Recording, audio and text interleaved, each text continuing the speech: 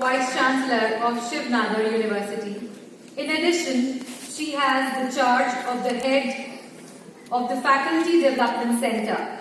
Dr. Ghosh joined the university in July 2012 as the founding director of the School of Natural Sciences and the Dean of Research and Graduate Studies.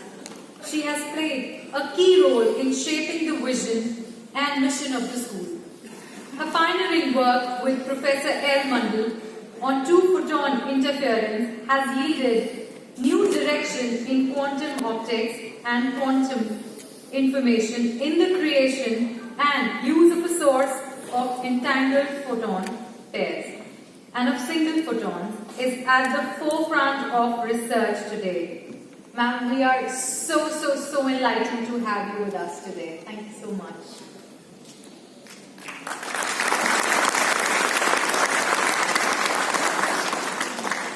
Thank you very much for having me. It's particularly difficult to speak after Dr. Kivria. I can put on the spot for that, but I'll take it. First, a little bit of qualification. All the things that you heard, I'm actually a physicist, you must have understood. And I think it comes in handy because of the Indian budget that was announced. Quantum technology has got a special mention in the Indian budget this time. This happens to be precisely my research area. But good or bad, I'm not doing that right now because I've been running this university for the last few years. So first, maybe a bit of qualifying remark why I'm here. Because I'm definitely not a marketing guru. I actually came here to learn and take the institution ahead. But there are several things that I wanted to talk about. Of course, you heard that I co-chaired the Higher Education Committee in FICCI. We've been pretty active in policy shaping, and FICCI is a co-host of this, so it's a double pleasure for me to be here. SNU, the Shiv Nadar University, has an incubation center, Atal Incubation Center, that was supported by the think tank of the government, Niti Aayog government of India. 2017, when they gave this grant to 10 greenfield institutions, we are the youngest one to have been awarded an incubation center by the government in the private sector. And so my stalwarts are sitting right in the front row. Pradeep Mehra is the CEO, Shiva Khan is the business manager, Tushar, so they are all there. So they are also, co-sponsoring of this event intellectually. And the one thing that I'm terribly proud of, we are a young university, we are an 8.5-year-old university, very proud to see our alumni doing so well. They are also integral part of organizing this event. And actually I'm here in spite of another commitment, 1.5-hour drive away, is because of Ishmit Kaur, our alumna from Shiv Nadar University. You meet Siddharth, Sinha, and others that have been seen. So in a short period of existence, we have produced these alumni who are all over actually taking part in this great revolution called that you are witnessing today under this World Marketing Summit. I've heard of Professor Kotler and cannot almost believe my privilege to be present here when, Pradeep would be probably sitting part of the jury for these awards, but I really wanted to thank the organizers for doing this, bringing this to India. A very few remarks is that, I believe when we started the university, the transition from being a physicist to the administrator and then trying to vision it was pretty much the job of a marketing person without me really realizing what we are trying to do. Because basic question, what I learned from the gurus is, it's really, first of all, it was for us, it was like a mirror. When you go for a branding exercise, first thing you need to look at very critically at yourself, what exactly you wish to do, who are you trying to address? And that is something that because the complexity in the higher education sector, which I think you guys should really take up in a big way. The reason I'm saying that for, two main reasons, is India, if you look at it, we have been talking about this particular country, the PM was recognized, but this country is a peculiarity that several layers coexist. 17th century coexists with the millennials, the 21st century.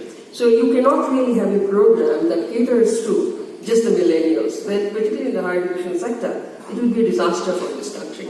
So when you have such a broad spectrum market, the needs of it may not be as linear as you would like it to be, then that requires a lot more, debate, discussion into the branding and the marketing of the institutions you're looking at.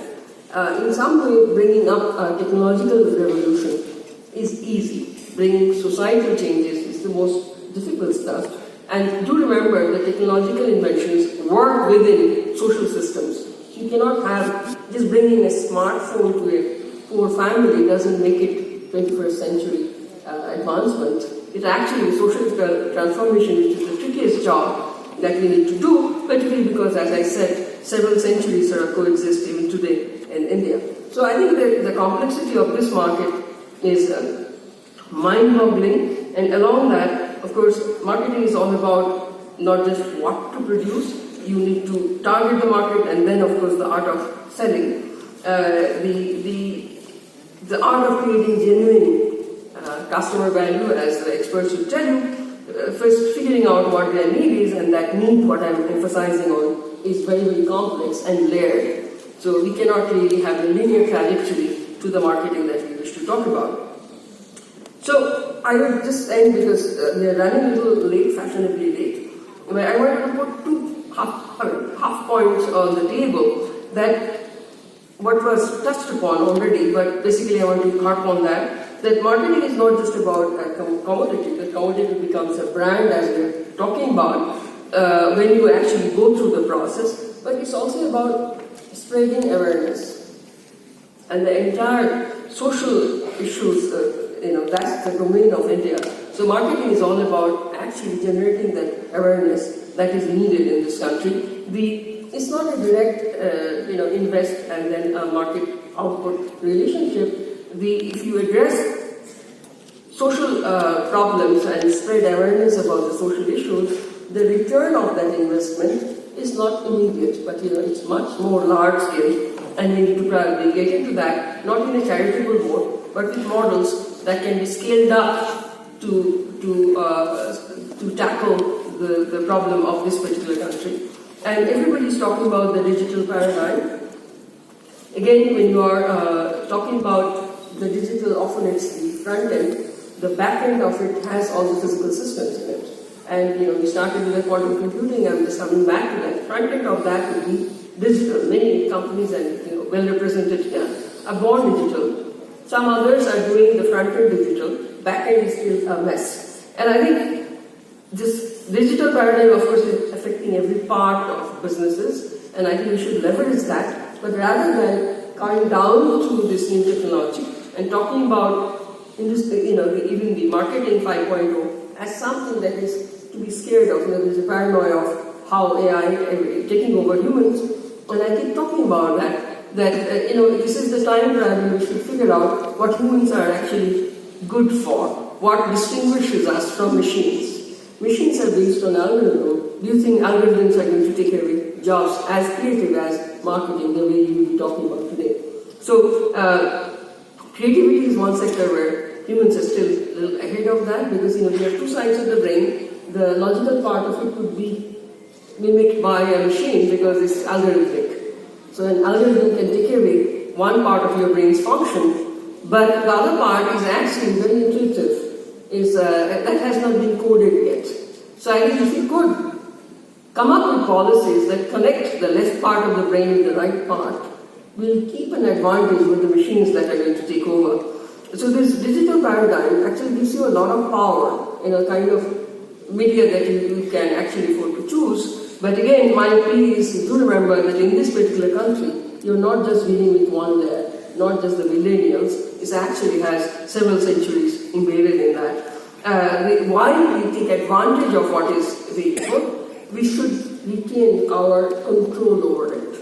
And I think as humans, and I think that marketing should take into account the medium that you're doing. Diversity is a big agenda, Most of you have read this probably. Harvard Business Review came up with a paper as old as November 2016. The title of the paper was "Diverse Teams Are Smarter." So it's not a goody-goody things to do. The social awareness I'm talking about is not because it's morally correct to promote diversity. And diversity, I'm not just talking about gender. You can see the representation even on the dais. But it's not about gender. It's about diversity in the full form. I'm also talking about the diversity that you get when you connect the left brain to the right brain. I'm talking about diversity in every ethnic, power relations, anything that you have talked about. So business studies have proven that diverse teams are smarter. So it's not just the morally correct thing to do, but inclusive businesses, inclusive enterprises actually are going to be smarter. So it will make business sense to actually go for diversity and inclusion. So I would end with that note, and I hope that you take this message forward. This is the need of the hour.